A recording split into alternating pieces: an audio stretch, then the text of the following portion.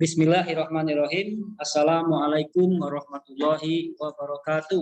Waalaikumsalam. Alhamdulillah kita bertemu atau berjumpa kembali di mata kuliah teori ekonomi. Kalau nggak salah sekarang pertemuan ke-12, bahas materi yang ke-11. Kalau minggu lalu kita sudah membahas materi tentang konsep dan pengukuran pendapatan nasional. Nah, kali ini kita coba memahami atau mempelajari tentang analisis keseimbangannya, gitu ya. Analisis keseimbangan daripada pendapatan nasional. Nah, kelas semuanya sudah saya materinya sudah saya share di grup ya. Saya mau share kembali di Google, bukan Google, di Zoom. Oke. Sudah muncul ya? Oke, sudah muncul. Baik. Nah, bab 11, analisis keseimbangan ya pendapatan nasional. Nah, untuk ya mempermudah bagi kita menganalisis pendapatan nasional, ya. Terlebih dahulu kita lihat dulu pada sektor perekonomian yang terdiri dari dua sektor. Ya.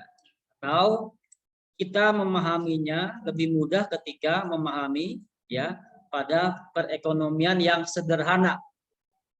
Apa perekonomian yang sederhana itu? Ada dua sektor. Sektor apa saja? Sektor rumah tangga dan sektor perusahaan. Ya. Nah, dalam pembahasan ini terlebih dahulu kita tekankan pembahasannya pada penentuan fungsi konsumsi, sehingga kita dapat lebih mudah menjabarkan tentang bentuk analisa pendapatan nasional dalam perekonomian 2, 3 maupun 4 sektor. Ya. Nah, bicara masalah konsumsi, kita mengenal metode atau model Keynes, yang mana Keynes mengatakan konsumsi itu dipengaruhi oleh pendapatan. Konsumsi itu dipengaruhi oleh pendapatan. Sehingga terbentuklah sebuah fungsi konsumsi seperti ini. Ya. Yang mana besarnya konsumsi ini akan dipengaruhi oleh pendapatan atau Y. Semakin besar Y, maka karena di sini plus gitu ya, maka semakin besar konsumsi. Semakin kecil pendapatan atau Y, maka semakin kecil juga konsumsi. Nah, tanda plus ini menunjukkan hubungan searah. Arah itu tadi ya, kalau Y-nya naik, C-nya naik. Kalau Y-nya turun, C-nya turun. Kalau kita bahasakan dengan pelajaran sekarang, berarti kalau pendapatannya naik, ya maka konsumsinya naik. Kalau pendapatannya turun, maka konsumsinya juga turun. Nah, kemudian nilai A ini adalah nilai konstan. Setiap orang yang tidak mempunyai pendapatan pasti dia mengkonsumsi. Nah, kita bahas sebelumnya ya. Namanya ya konstanta. Atau kalau dalam fungsi konsumsi namanya konsumsi otonomus. Gitu ya. Nah, secara matematis dia dicari dengan mengurangi antara APC dikurang dengan MPC ya. Yang ditambah MPC dikali Y. Ini penjabarannya ya. Penjabaran dari terjadinya rumus. Nah, umumnya dia akan berbentuk seperti ini. C sama dengan A plus CY. Ya, C kecil itu adalah kecenderungan dia mengkonsumsi. Ya. Kalau pendapatan naik, dia kecenderungan konsumsinya naik berapa persen, berapa derajat gitu ya. Nah, itu yang dimaksud dengan C kecil. Nah, ini banyak ya penjabarannya tentang marginal, ada MPC ya. MPC ini adalah marginal propensity ya to consume, kecenderungan masyarakat atau orang melakukan konsumsi dari pendapatan yang dia peroleh ya. Nah, di sini ada juga yang namanya average propensity to consume.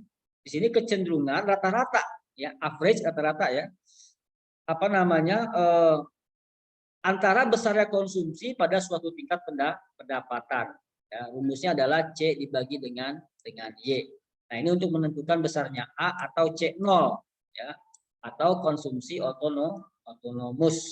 Nah, nanti kita lihat ya, ini kan matematis semua nih ya, sehingga rumusnya seperti ini. Atau dengan ini gitu ya. Atau dengan ini, atau juga dengan ini, banyak ya. Atau dengan ini. 1C2 ya, Y1 Y2, berarti ada perubahan gitu ya. Baik.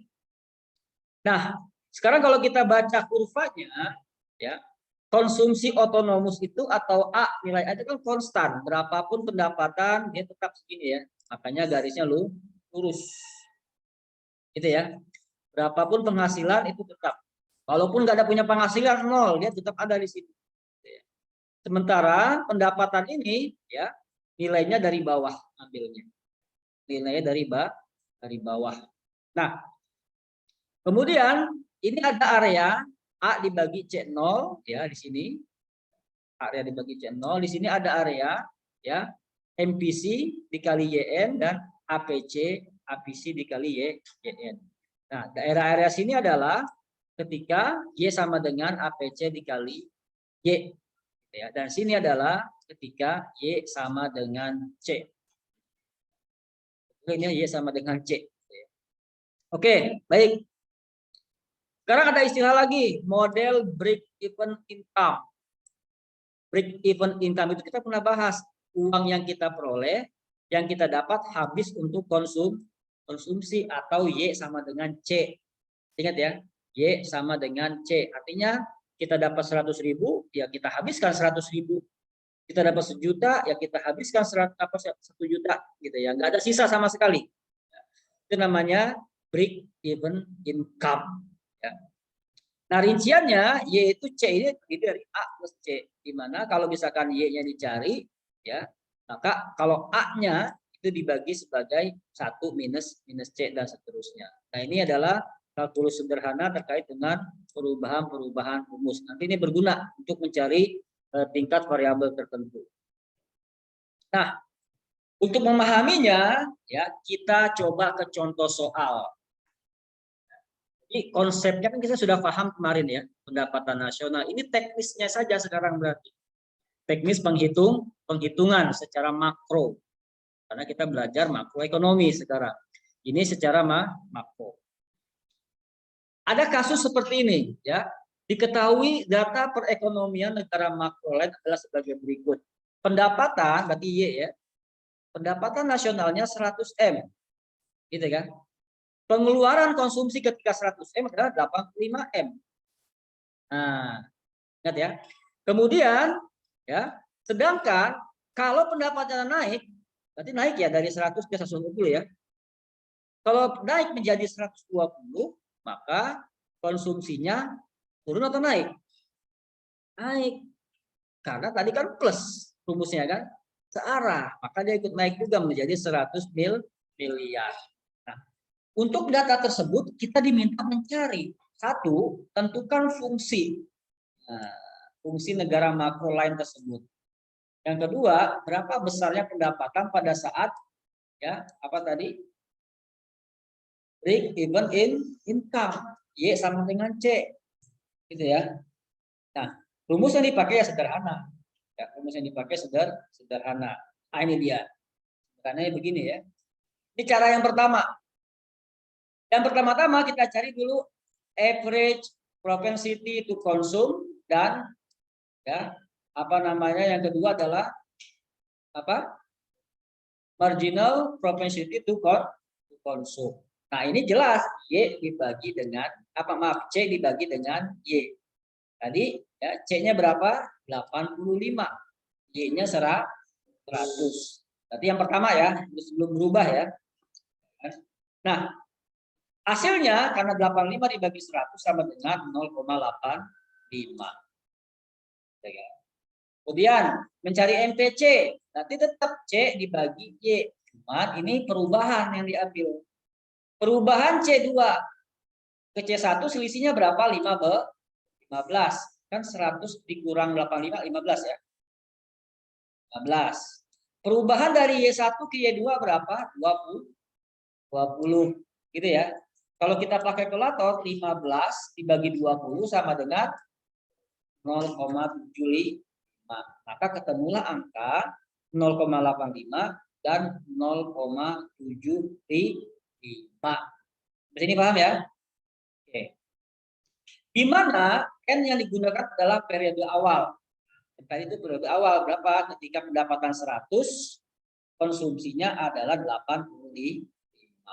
Nah, jadi fungsi konsumsinya adalah 0,85 dikurang 0,75. Ya. Kemudian hasilnya adalah 0,1 dikali 100 ya, hasilnya adalah sama dengan 10. Gitu ya. Sementara MPC-nya tadi MPC 7,5 kan? 7,5. Maka kita masukkan ke teks ini. MPC kali Y, ini juga turun MPC kali Y. Maka inilah fungsi konsumsinya. C sama dengan 10 ya plus 0,75 Y. Atau ditukar posisi juga boleh. C sama dengan 0,75 Y plus 10. Itu cara yang pertama. Ya, cara yang pertama. Nah, kemudian bagaimana cara yang kedua? Sebelum kita cara kedua, saya tanya dulu, sudah paham atau belum? Cara pertama. Paham ya? Oke, berarti cara mencarinya adalah dengan menggunakan rumus. Yang pertama, APCN-nya cari dulu, sama MPC-nya cari dulu.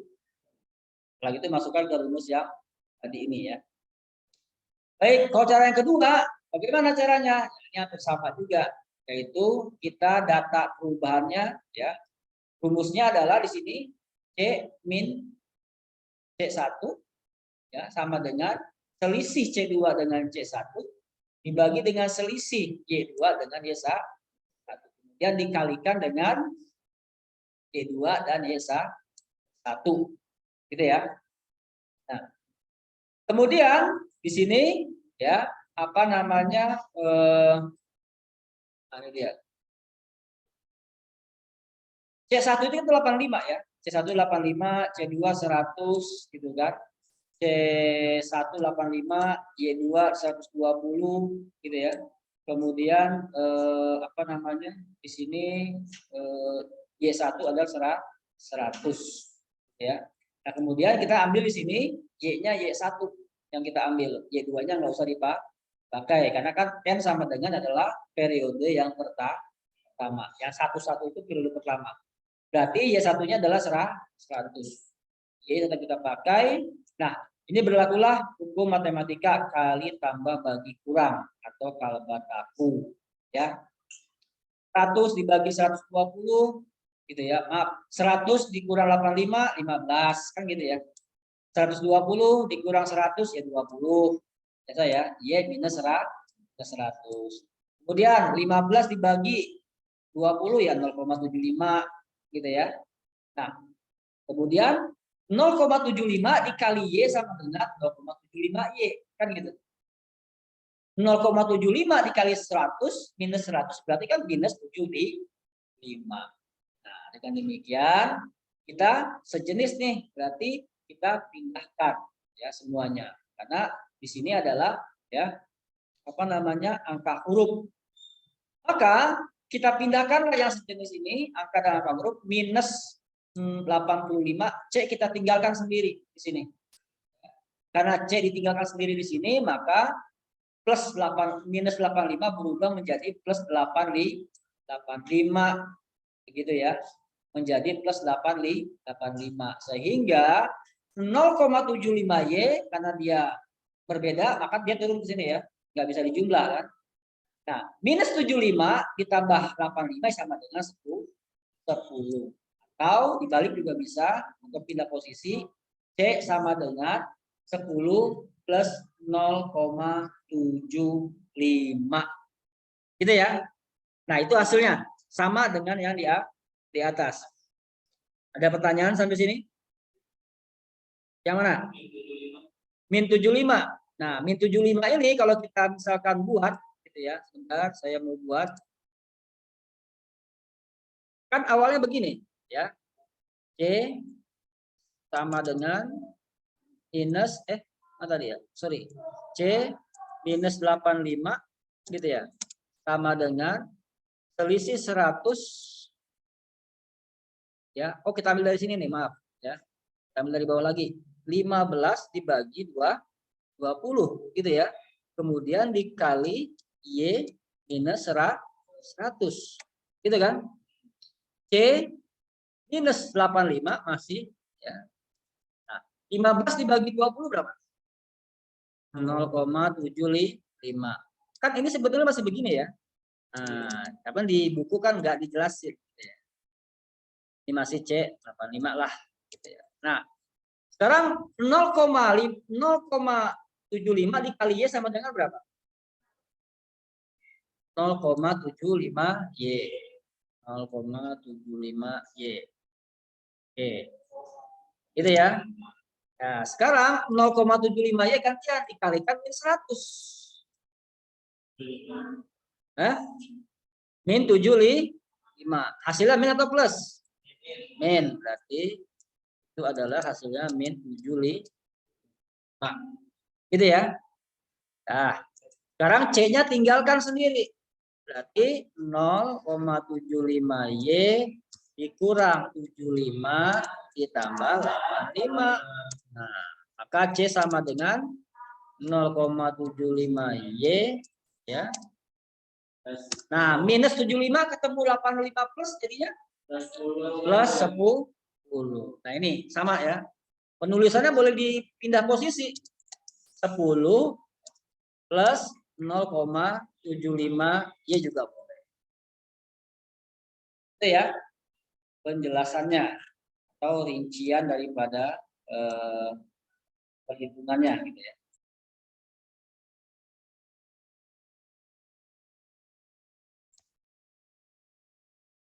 Oke, lagi ada yang bertanya, silakan.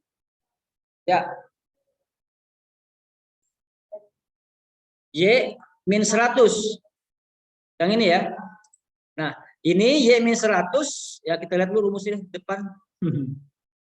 Mana nih rumusnya?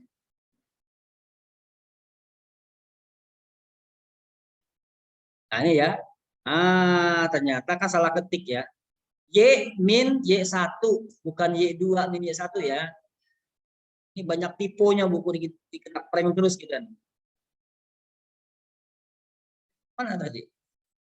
Nah, ini ya. Y min 100 berarti ini bukan Y2 ya. Ini kan Y2 nih. Ya. Y saja ya, ini rumus ya. Y sama dengan Y minus Y1 berarti kan Y minus 100. Itu jawabannya ya. Yang lain?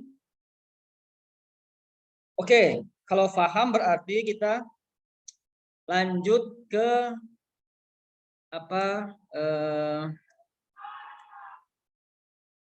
nomor B ya, nomor B-nya.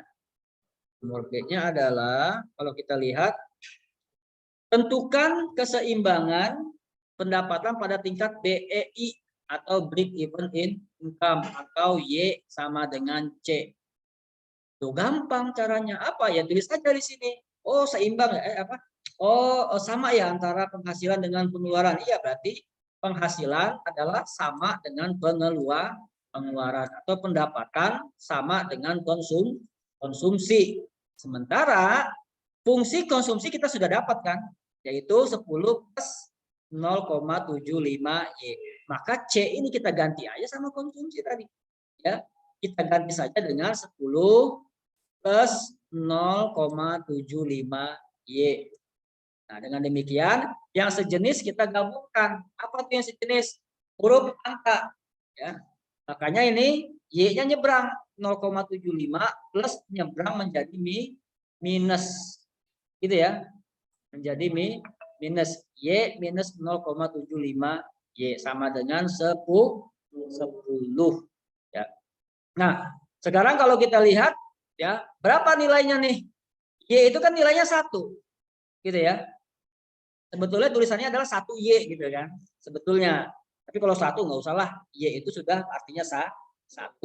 Tapi kalau 2Y tetap 2Y. Kalau 0, nah tetap 0, sekian Y gitu ya. Tapi kalau 1 cukup hurufnya saja. Itu sudah bernilai 1. Nah, makanya dijelaskan lagi tuh.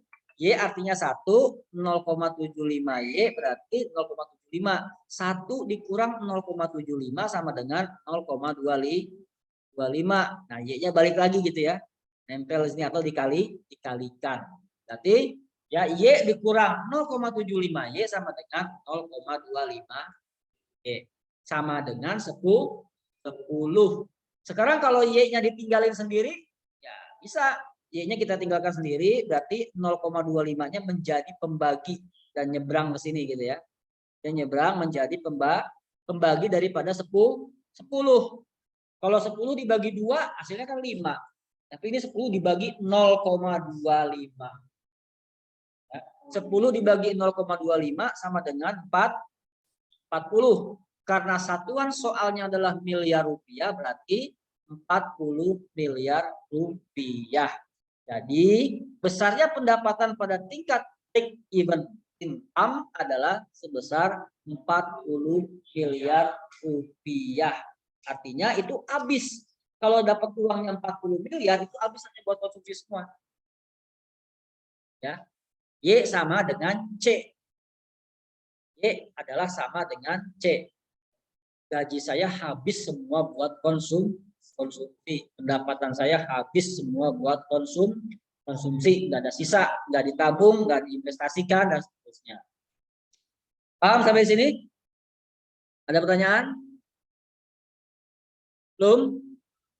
Oke, kita lanjut lagi. Kalau tidak ada. Nah, sekarang fungsi tabungan atau fungsi saving. Ya. Nah, apa rumusnya? Nah, rumus induknya adalah Y sama dengan C ditambah S. Rumus induknya. Masih ingat? Y adalah penghasilan, pendapatan, dialokasikan untuk konsumsi. Ya, kalau masih ada, ditabung. Makanya plus S gitu ya. Nah, fungsi tabungan atau fungsi saving adalah fungsi yang menunjukkan hubungan antara besarnya tabungan dengan besarnya pendapatan di periode tertentu. Atau dapat diartikan sebagai sisa pendapatan yang tidak dikonsumsikan. Berarti masih ada sisa gitu ya, tidak dikonsumsiin. Setelah kita menemukan fungsi konsumsi, selanjutnya adalah menentukan saving. Ya, merupakan analisis pendapatan dalam artian yang sebenarnya. Karena tiap masyarakat atau rumah tangga pendapatan yang ia miliki tidak semuanya digunakan untuk konsumsi, akan tetapi juga dipergunakan untuk menabung. Nah, ini kan saya bilang ya, Y sama dengan C plus S. Ini rumus induknya. Ya, rumus induk daripada perekonomian dua sektor. Nah, sekarang kalau mau cari S gimana? Kalau menentukan S-nya, berarti S-nya kita keluarin ya. Ini S-nya kita keluarkan. Berarti Y-nya masuk. Gitu ya. Maka Y minus C. Ya. Y minus C. Kenapa Y minus C? Karena kan Y lebih besar sudah pasti kan. Nah, mungkin Y-nya lebih kecil. Gitu ya. Nah, mungkin C minus Y. Gitu nggak? Nah, mungkin. Karena kan penghasilan dibagi menjadi 2. Alokasinya nabung dan konsumsi. Oke. Nah, C itu sendiri kalau dibedah lagi kan terdiri daripada A plus CY. Masih ingat di atas ya? A plus CY. Nah, kalau kita kali, minus dikali A sama dengan minus A. Gitu ya. Minus dikali CY sama dengan minus CY. Sehingga fungsi konsumsi menjadi S sama dengan 1 dikurang C ya dikali Y minus A. Di mana 1 minus C atau 1 minus MPC ya, atau dapat dikatakan sebagai MPS, marginal propensity to save, atau ya, kecenderungan orang menabung. Nah, tadi MPC kalau ditambah dengan MPS nilainya pasti 1. Maksudnya apa? Kalau MPC-nya 0,75 sudah pasti MPS-nya 0. Kalau MPC 0,75 sudah pasti MPS-nya 0,25. Kalau MPC-nya 0,60 sudah pasti MPS-nya. Nah, kalau MPS-nya 0,35 sudah pasti MPC-nya. Nah, gitu ya. Jadi dia satu kesatuan. Nah, kalau ditambah hasilnya satu. Oke, ini rumus-rumus lainnya buktian nih ya, pakai ada pembuktian, nggak masalah. Jika dia sama dengan CS, ya, kemudian C dikurang S, macam-macam nih. Ya. Kita sudah nggak perlu bukti, sudah percaya gitu lah ya istilahnya. Nah, ini dibuktikan. Ya, jadi MPS adalah sama dengan 1 dikurang MPC. Berarti tadi kalau MPC-nya 0,75 tinggal dikurang aja 1 dikurang 0,75 sama dengan 0,25. Sekarang contoh yang kedua. Datanya masih sama ya. Datanya masih sama yaitu fungsi konsumsi diketahui sebagai berikut. C sama dengan 0,75Y ditambah 10. MRPT miliar rupiah ya satuan. Kita diminta apa? Diminta mencari fungsi tabungan atau fungsi saving. Diminta juga suruh gambar grafik fungsinya. Nah, gitu ya. Nah, caranya mudah. Kita lihat dulu rumus induknya apa? Kalau dua sektor yaitu Y sama dengan C ditambah S. Kalau kita punya pendapatan, sebagian dikonsumsi, sebagian ditabung. Sekarang kita pengen membuat fungsi konsumsi. Ya sudah, S-nya kita keluarin. Nah, S-nya kita keluarkan, masuk Y-nya ke dalam. Berarti Y dikurang C. Gitu ya.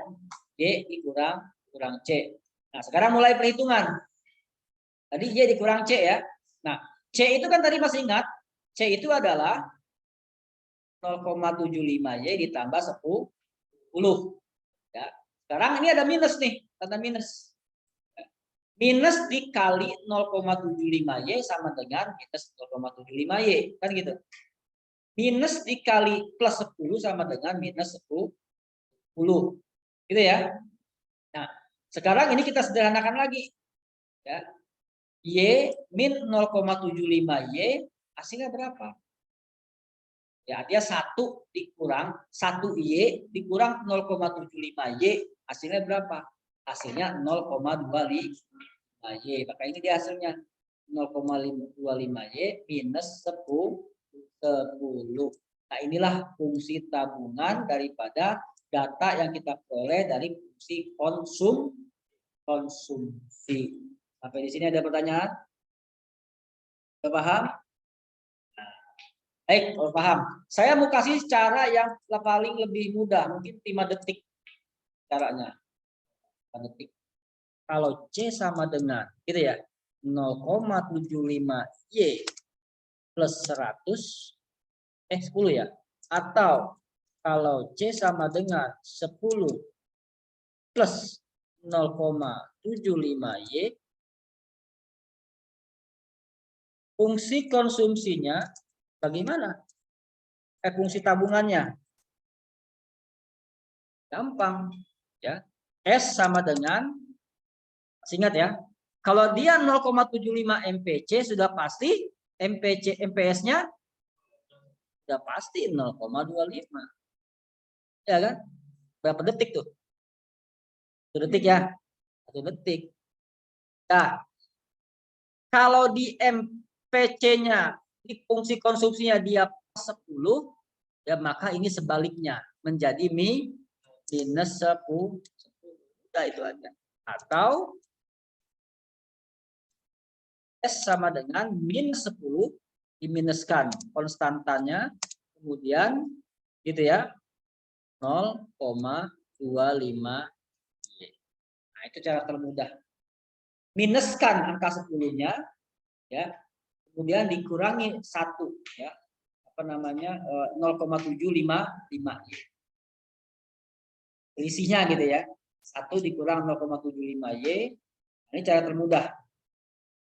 Kan, tapi kita perlu dapurnya, perlu tahu prosesnya. Dari mana ini? Nah, proses tadi itu yang kita bahas dari bawah tadi. Cara mudahnya seperti ini. cara cepatnya. Kalau kita ketemu ini, kita lihat kalau MPC-nya 0,75 sudah pasti MPS-nya 0,25. Kan gitu ya. Kalau di konsumsi sudah pasti plus, maka di tabungan sudah pasti minus. Udah itu aja. Angkanya sama-sama 10 di sini ya. Sama-sama 10. Oke ya, paham ya? Baik. Kita lanjut. Apa nih? Oh, bikin kurvanya ya. Bikin kurvanya. Nah, ini dia ya. Sekarang tadi bikin nilai tabungan ya, fungsi konsumsi, maaf. Tadi adalah kalau kita lihat di pendapatan seperti kita ketahui dia dimulai dari 0 ini. Ya, ada kalanya pendapatan 0 ya. Maka konsumsi juga 0. Nah, dia nanti akan seperti ini. Naik terus gitu ya. Ini cara menggambar ya pendapatan. Kalau konsumsi ya angkanya 10. Misalkan 10 di sini. Ya dimulai dari sini. Di pangkal 10 tadi. Nah, gitu ya. Nah, di sini ada titik. Titik inilah disebut sebagai titik BEI. Yaitu di mana ya besarnya pendapatan adalah sama dengan besarnya konsumsi. BEI. Break even in income. Oke, baik. Sekarang ya, bagaimana cara membuat kurva fungsi konsumsi? Sama. Ini kan jaraknya 10 ya. Samain aja jaraknya gitu ya. Kira-kira gitu ya. Kira-kira ini kan jarak segini ya. Ini samakan aja jaraknya juga. Nah, di sini kira-kira gitu ya. Tingkat kemiringannya ya, ini hampir sama.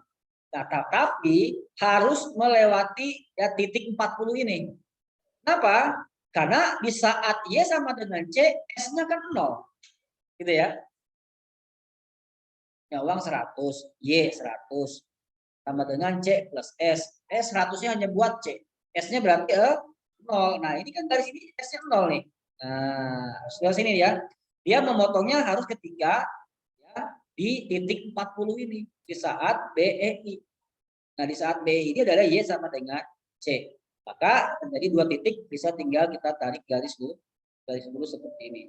Jadilah dia fungsi tabungan, jadilah dia fungsi konsumsi, dan ini adalah ya pendapatan daripada negara tersebut ya semakin maju. Nah, ketika ini jumlah pendapatannya lebih tinggi daripada konsumsi. Ini bagus gitu ya. Tapi kalau di sini ya jumlah konsumsinya lebih besar ya daripada pendapatan. Makanya tabungannya terkuras di sini kan. Nah, tabungannya terkuras di sini. Kenapa? Karena ya nggak bisa kurang gitu ya. Pendapatannya lebih kecil daripada konsumsi. Nah, kalau setelah ini ya sisanya ditabung nih ya, sisanya ditabung setelah melewati BEI di atas 40. Oke ya. Nah, itu kurvanya, cara membaca. Ada pertanyaan? Cara baca kurvanya? Oke, kalau tidak saya diinstruksi aja ya. Kalau misalkan ada pertanyaan apa-apa, diinstruksi saja. Oke. Dan buku ini banyak tipe. Diingatkan saja kalau saya bablas. Diingatkan. Nah, data fungsinya adalah C sama dengan 0,75 Y plus 10. Ya. Bila Y sama dengan 0, artinya nggak punya uang, gitu ya, nggak punya penghasilan, berarti kan di sini ya.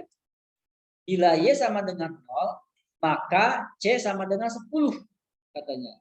Maka C sama dengan 10 di sini nih. Maka C sama dengan 10. Kenapa ya? Dari konsumsi ini kan. Dari fungsi konsumsi.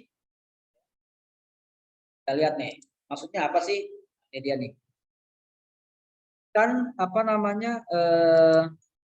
Fungsi konsumsinya berapa tadi? 0,75 Y plus 10. Kalau Y-nya 0 berarti C sama dengan 0,75 dikali 0 gitu kan. Maksudnya itu gitu ya. Ditambah 10. Maka C-nya berapa tuh? Ini ditambah 0 ditambah 10 kan sama dengan 10. Itu maksudnya ya. Maksud daripada bila Y sama dengan 0, maka C-nya 10. Nah, kemudian fungsi tabungannya adalah berapa? S sama dengan 0,25 Y dikurang 10. Kalau Y-nya 0, maka S-nya min 10. Sama juga.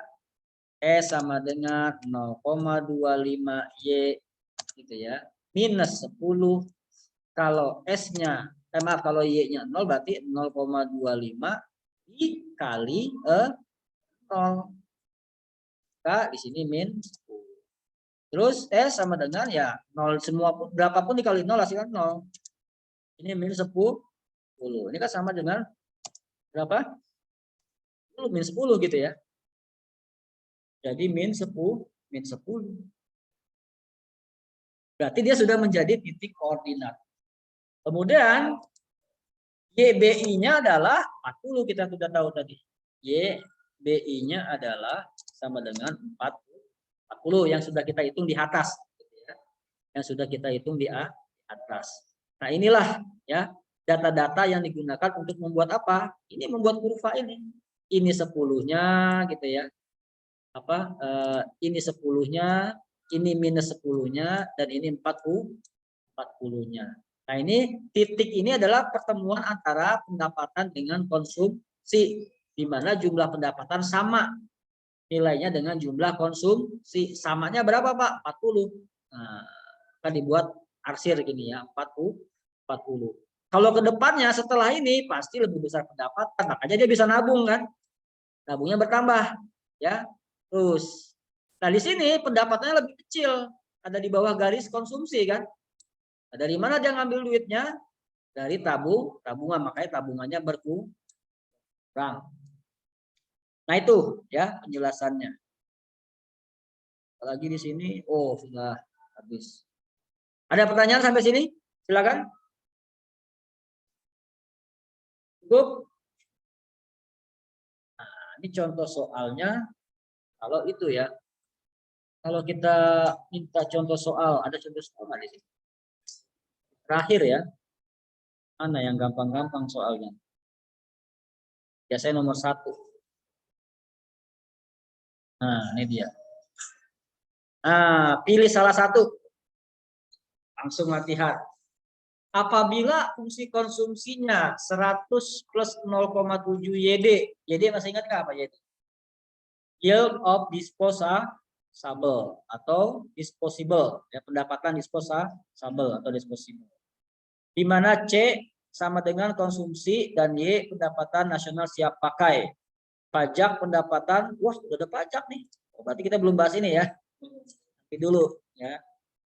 Wah ini sudah bahas wah ya saya pikir yang awal ya belum ya. Apa-apa deh. Oh ini sudah 3 sektor, kita baru 2 sektor di atas tadi. Berarti kita belajar 3 sektor dulu deh gitu ya. Atau saya buat sendiri deh soalnya. Ini soalnya langsung ke ini. Ini apa namanya? Misal contoh ya. Misal contoh apa namanya? Ya. Kalau misalkan konsumsi pertama nilai apa pendapatan dulu. Pendapatan pertama nilainya 100, pendapatan kedua nilainya 130. Kemudian konsumsi pasti ikut naik juga. Pertamanya konsumsi ini adalah 80 ya. Kemudian naik konsumsi naik juga menjadi misalkan 100 apa namanya 10 itu ya. Sama deh 100 apa namanya maaf menjadi 80 menjadi 90 misalnya. Nah, karena pendapatan naik, kan kita bisa hitung tuh, ya. Buatlah fungsi konsumsinya. Datanya cuma begini nih. Bisa nggak kita buat fungsi konsumsinya? Bisa nggak? Nah, kalau bisa kita bikin. Coba kita ambil mana screen-screennya. Ke whiteboard nggak? Ada whiteboardnya ya, whiteboard digital.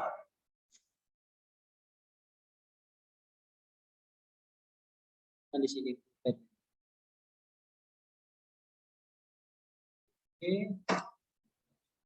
Whiteboard Zoom. Atau ini saja ya.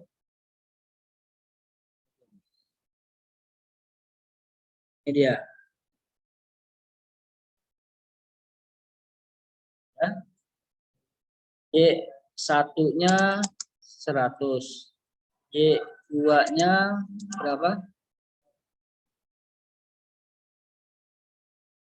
Ya, 130. C1-nya awalnya juga sama 80. Sekarang C2-nya kan naik menjadi berapa? 90. Ditanya, buatlah fungsi konsumsi.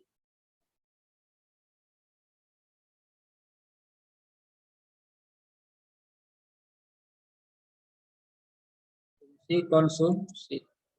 Nah, gimana coba cara bikinnya? Gitu ya. Apa ini? Nah, cara yang paling gampang adalah sekarang kita lihat selisih ya antara Y berapa selisih Y itu? C dulu ya, selisih C berapa? Ini menghitung MPC dulu ya. Ini dulu MPC.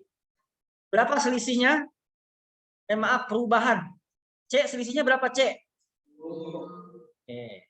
Y selisihnya berapa? Jadi berapa tuh? Hah?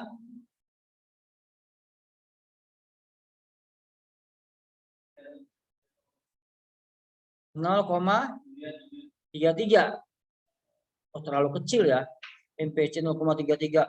0,3, 0,7-nya ditabung dong. Ini orang hebat ini. Soalnya saya bikin random soalnya ya. Jangan itu deh, random ya. Kita bikin misalkan ya, kita bikin apa namanya lebih besar gitu ya. Apa namanya jangan terlalu jauh. Misalkan kita bikin 100. Kita bikin 100. Berarti kan di sini 20. 20 bagi 30 berapa? Nah, ini lumayan lah ya. 0,667. Gitu ya. Kita bulatkan jadi berapa? 67 lah ya. Oke. Tahuan kan MPC-nya berapa? Nah, sekarang selisih atau maaf, sekarang kita cari apanya? APC-nya. Caranya adalah C dibagi Y. Tapi yang periode pertama berapa? C1 dibagi Y1. Berarti C1 berapa? Langsung aja C1. 80 dibagi 100. Hasilnya 0,8. Baik, mencari A itu adalah APC dikurang MPC. Hasilnya berapa? 0,8 dikurang 0,67. 0,13. Gitu ya. Sekarang ya Y pertama nilainya berapa? Berarti A dikali Y berarti sama dengan ya 0,13 dikali 100. Berarti hasilnya berapa? 13. Maka A sama dengan 13. Dapat A tuh. Sudah dapat A, sudah dapat MPC. Kira-kira sudah bisa fungsi belum? Udah. Maka fungsinya adalah A-nya 13, MPC-nya 0,67 Y. Udah selesai. Dapat kan? Aja caranya hafalinnya, cari MPC-nya, cari APC-nya, ya kan, cari nilai A-nya, udah MPC sama A udah ketemu, udah jadi fungsi. Ya enggak? Sudah jadi fungsi. Sekarang apa namanya?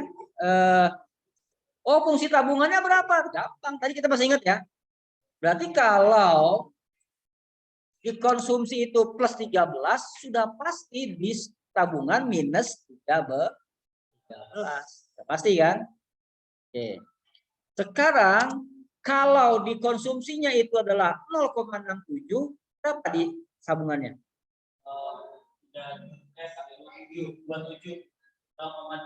0,5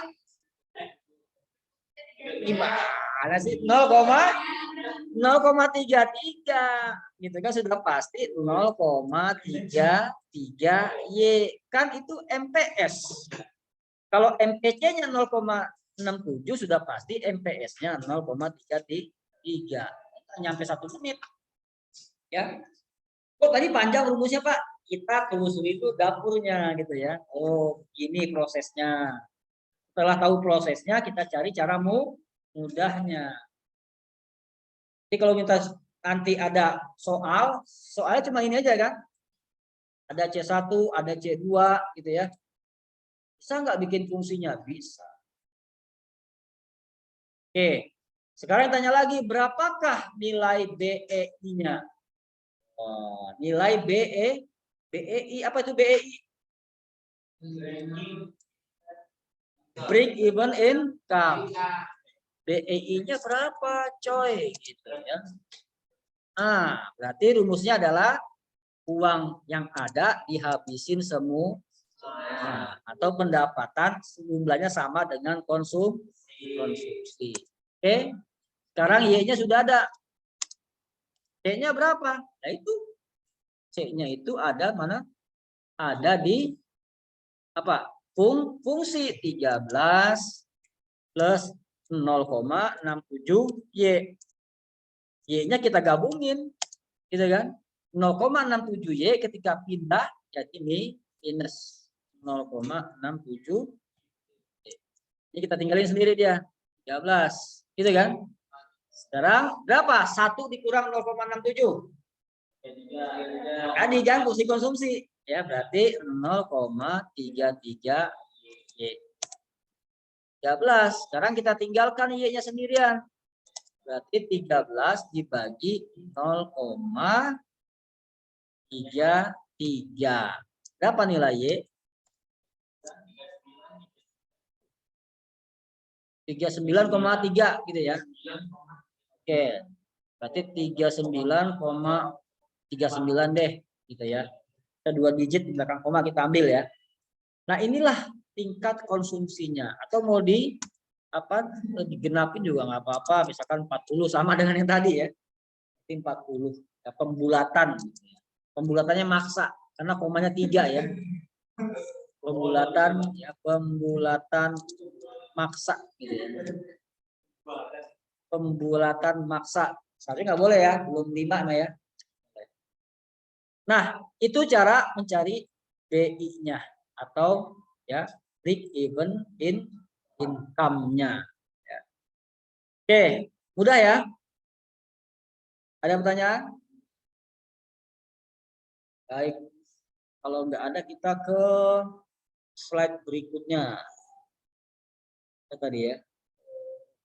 Ini dia.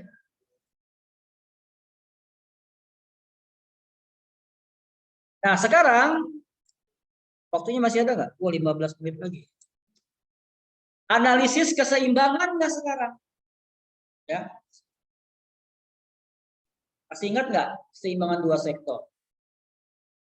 Ya, ini dijelaskan kayak gini ya. Nah, ini nih, saya karena ini ribet ya, pusing nggak nih lihat rumus ini? Pusing ya? Saya mau sederhanakan saja. Paling masih ingat nggak? Y itu ya adalah C ditambah S kalau dia apa namanya punya uang ya. Nah, kalau metode pengeluaran ya, metode pengeluaran itu Y sama dengan C ditambah I. Ini harus seimbang nih. Sekarang Y-nya kita hilangin nih, ya. Y-nya kita hilangin sama C-nya, gitu ya. Atau kita samakan dulu, C plus S adalah sama dengan C plus I. Betul ya? Sekarang C-nya kita hilangkan. C-nya hilang berarti S adalah sama dengan I. Nah, S sama dengan I ini adalah keseimbangan ekonomi dua sektor. Pak, gampang amat, itu kan cuma rumus. Nah, maksudnya adalah tadi S apa S? Saving atau tabungan. I apa I? Investasi. Artinya apa? Kalau perekonomian dua sektor, ada baiknya uang yang dalam tabungan sama besar dengan uang yang investasikan. Itu bakal seimbang. Kenapa? Sektor realnya hidup. Kan uang kalau diinvestasikan ada perusahaan, orang bekerja, lalu berpenghasilan gitu kan. Hidup ekonominya. Savingnya juga begitu sama. Kenapa saving harus ada? Kan orang berinvestasi ngambil di bank. Bank itu kan kalau orang nabung ya nggak ada duit. Modal sendiri doang gitu ya. Nah itu makanya harus sama. Makanya dikatakan keseimbangan perekonomian dua sektor. Apa indikatornya? Jumlah tabungan harus sama nilainya dengan jumlah investasi. Atau S sama dengan I. Gitu ya. S sama dengan I.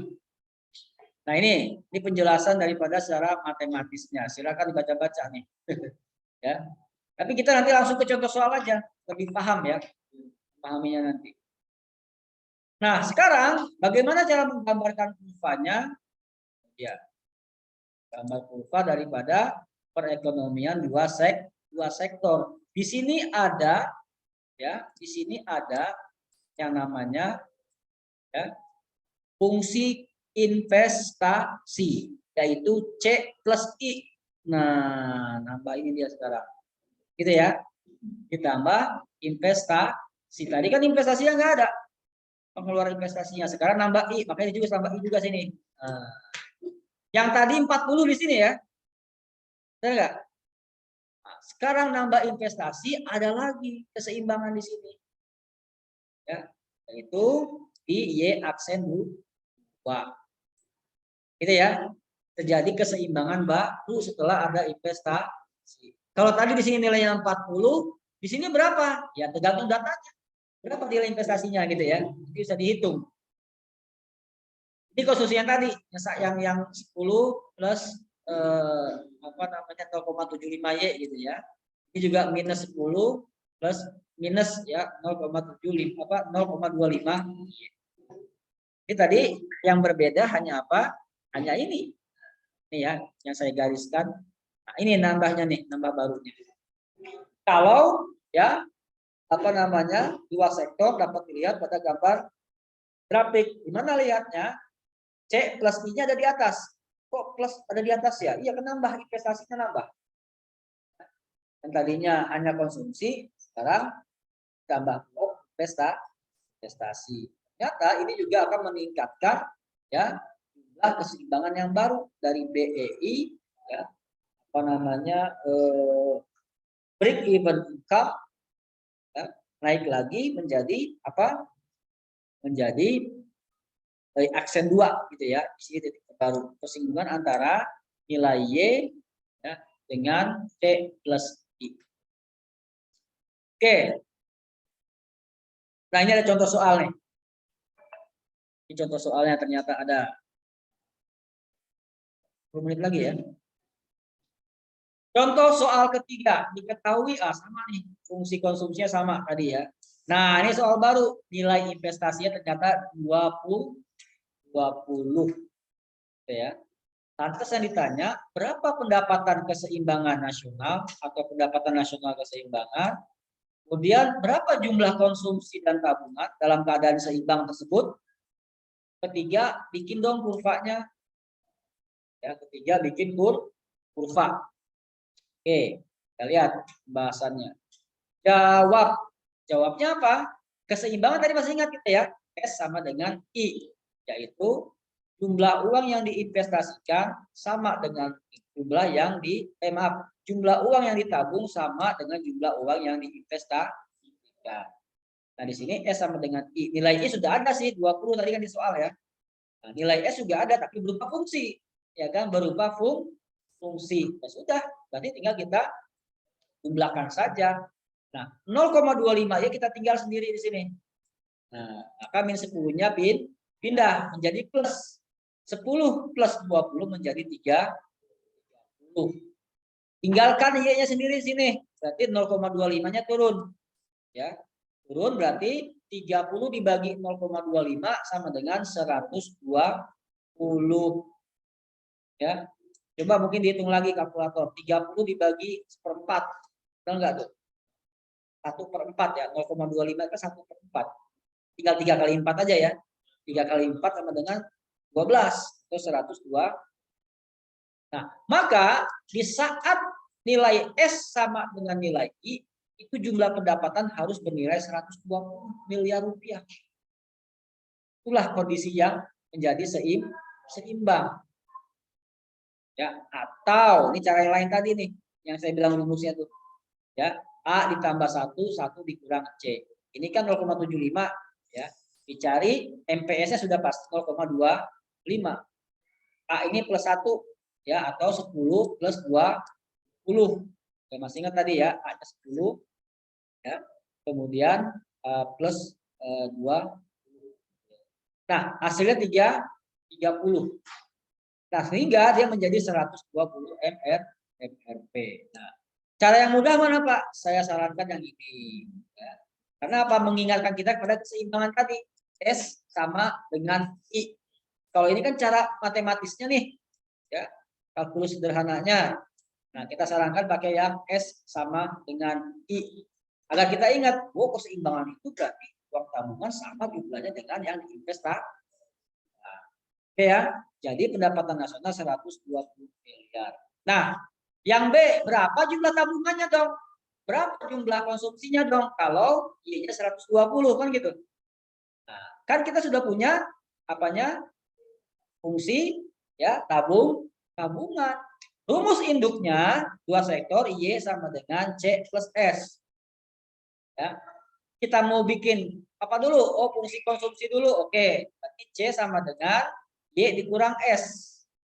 Nah, maka masukkanlah fungsi savingnya nih, fungsi tabungannya ke sini. 0,25Y minus 10. Minus 10 ya. 1, maaf, Y dikurang. Y dikurang apa namanya 0,25 itu sama dengan ya 0,75. Nah, ini 10-nya menjadi plus karena minus ketemu di minus. Gitu ya. Minus ketemu minus. Oke. Jika Y 120, maka tinggal diganti saja Y-nya. Nah, Y-nya ganti aja 120, maka 0,75 dikali 120 sama dengan berapa? 90. 90 tambah 10 sama dengan 100. Atau cari dulu gitu ya. Pakai kalkulator benar nggak tuh? Kalkulator. Ya. 0,75 dikali 120 benar nggak nilai 90? Kalau betul berarti ditambah 10 sama dengan 100. Nah, konsumsinya 100. Ketika Y-nya 120. Nah, karena S adalah sama dengan I kan sudah bisa kita tebak S-nya pasti 20. Nah, tadi diketahui 20 kan? Nah, sekarang pembuktian benar nggak S-nya 20? Ya kita hitung aja. 0,25 dikali Y. Y-nya kan 120. Dikurang 10. 0,25 dikali 120 berapa? Ya, 30 ya, kalau nggak salah. 1/4 dari 120 kan 30. 30 dikurang 10, 2. Maka terbukti ya, S-nya adalah 2. Ya. Ada pertanyaan sampai sini? Cukup? Baik. Sekarang fungsinya. Nah, ini fungsinya. Oke.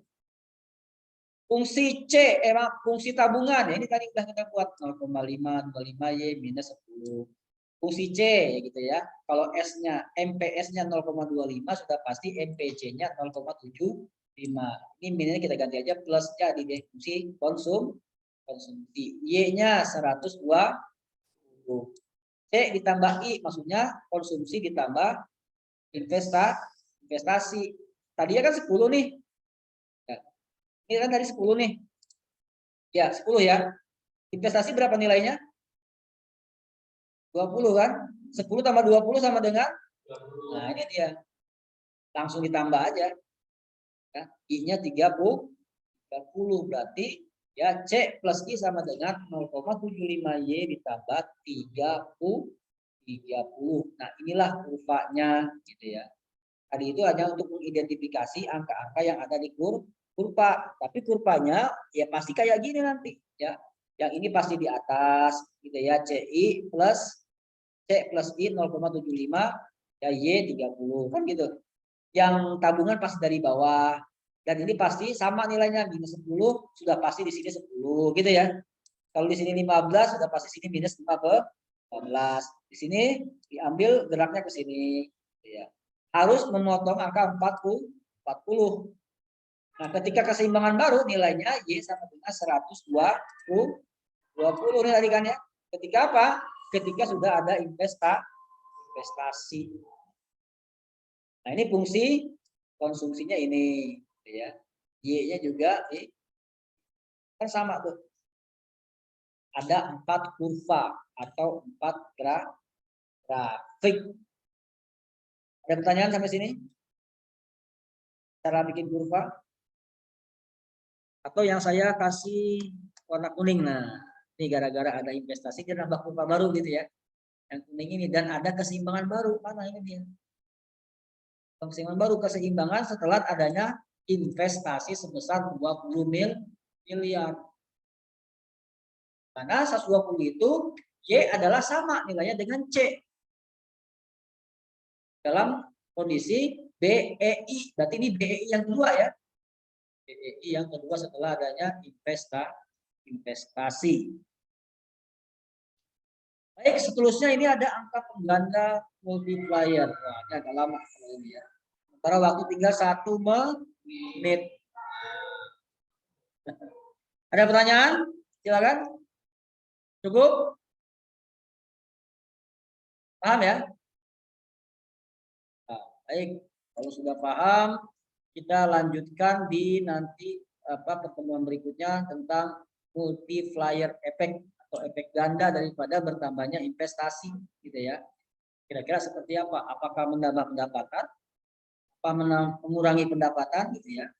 Yang jelas dia hubungan searah, pasti menambah pendapatan. Berapa rupiahnya? Gantung dihitung daripada rumus-rumus yang ada di keseimbangan pendapatan nasional. Baik ya, kalau tidak ada pertanyaan, sekian pertemuan kali ini. Mari kita tutup dengan mengucapkan lafaz hamdalah. Sekian dari saya, billahi bisabil haq, fastabiqul khairat. Wassalamualaikum warahmatullahi wabarakatuh. Terima kasih. Selamat malam.